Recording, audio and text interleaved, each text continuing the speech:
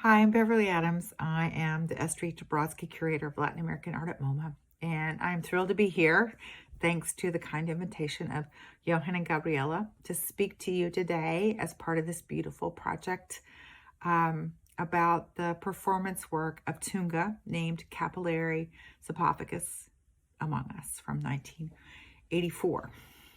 Well, sadly, I never saw the work actually performed. When I think of it, I see those beautiful photographs by Wilton Montenegro, the black and white, that show these two young girls connected by their long and unruly hair. I came close to seeing the piece once when I went to see Tunga's retrospective or 20-year survey at Bard College in 1997, but it was performed for the opening, but wasn't performed again.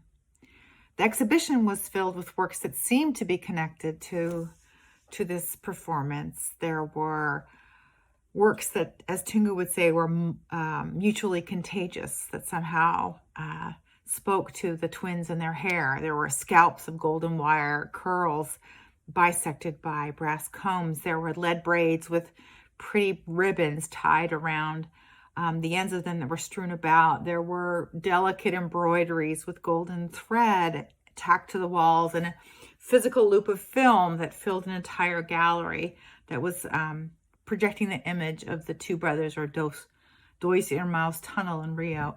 And of course, there were the towering tresses of the installation Les Arts. A North American critic who was there at the opening and did see the show and the performance commented that, as far as conjoined twins go, being connected by your hair doesn't really seem to be that pressing of an issue.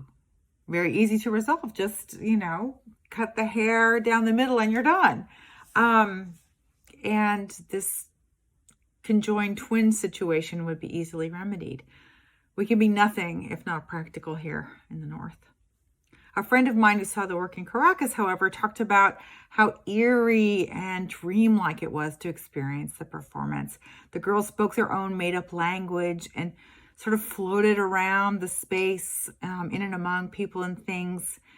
But basically, they inhabited their own precious and completely separate world. Tunga's book, Barroco Delirios, was published the same year as this retrospective, and it was a lavish book with a lot of images of the performance, and it also had this really important text, which was like a scientific fable or some kind of Borgesian riddle that needed to be unraveled. And it was likewise entitled Capillary Xiphopagus Among Us.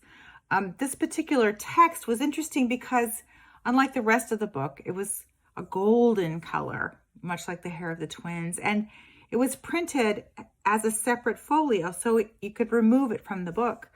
Much like the twins, it inhabited its own magical space, and it was really felt like a work unto itself.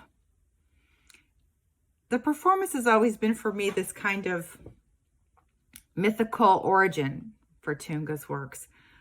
I always thought of it as a missing link, but when I thought of it in connection to all the other works, to the sculpture, to the text, there really wasn't a beginning or end. It always felt like these somehow were part of a loop, like the film Ow from 1981 that I mentioned, that was filmed in Dois Irmãos tunnel.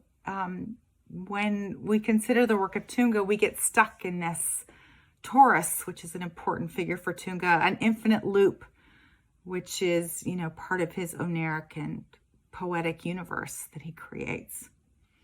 After seeing the show at Bard, I invited Tunga actually to come to Arizona and to exhibit there. And he came with his wife at the time, Cordelia, and we spent a lot of time together in the desert talking about all kinds of things. I never really asked him about the performance, but we did talk a lot about Brazilian art history, and he told me this great story, which I'd like to end with. And at the risk of sounding like the pragmatic North American critic, I'd like to offer this story as the last or another piece of the puzzle in these circles and worlds of Tunga. So I'll recount the story. Tunga's grandfather apparently was an important senator in Rio, and he created the first national prize for the Salon of Fine Arts for artists to travel. His grandmother, Tunga's grandmother, was very much into culture, and apparently she had invited the painter Alberto da Vega Guinard to stay with them. So the painter lived with the family for a time. The grandfather, apparently anxious for the artist to leave, created the prize, and Guinard, no surprise, was its first recipient. So, but before he left on this travel prize to Europe, he painted one of his now most iconic works, which is now at the Fine Arts Museum in Rio de Janeiro, and it's called Leia and Maura from 1940. And in this painting, you see teenage twins in matching flowered dresses. They're sitting with their arms very politely folded in their laps, and they're on this elaborately carved dark wood bench. While the bench separates the girls in the foreground from the background, which is probably a scene from a neighborhood in Rio called Laranjeiras, we also see something really interesting going on between the girls' elaborately coiffed hairdos, these perfect curls, and the rosettes and the carving in the bench. So the meticulously styled curls kind of become an extension of the wood of the bench. And the bench surrounds the girls and connects them and makes this sort of private world for the two girls in the foreground of the painting. And Tunga's mother, Leia, is on the left of the painting, and her twin sister, Maura, is on the right. Thank you.